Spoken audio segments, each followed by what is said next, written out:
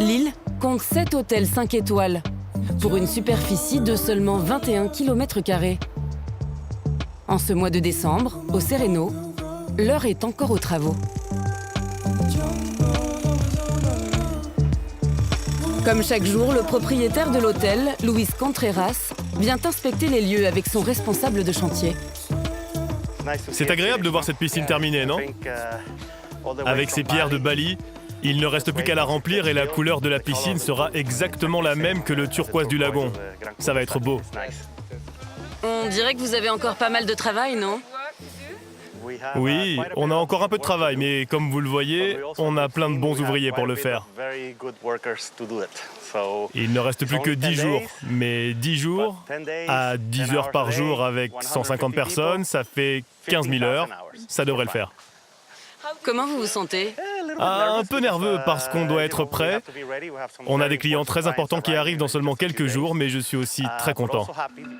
Voilà à quoi ressemblait cet hôtel avant Irma. Un luxueux établissement de 39 chambres et 3 villas, conçu par le célèbre architecte parisien Christian Liègre.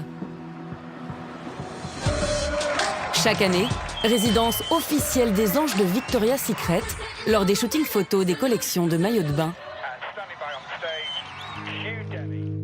Le cyclone a entièrement dévasté la piscine, inondé les chambres, arraché le toit du restaurant et toute la végétation.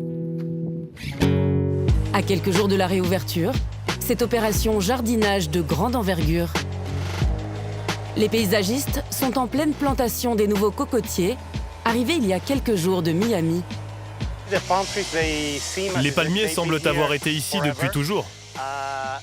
En fait, ces anciens palmiers courbés faisaient vraiment partie de l'identité de l'hôtel. Et malheureusement, la plupart n'ont pas survécu à l'ouragan. Alors on a demandé à un spécialiste de conduire à travers tout le sud de la Floride pour chercher de très grands cocotiers un peu tordus et taper à la porte des gens en disant « Salut, est-ce que je peux acheter votre arbre ?» Et combien ça coûte un palmier? Un palmier comme ceux qu'on a plantés ici, ça peut coûter 10 000 euros. Ah oui?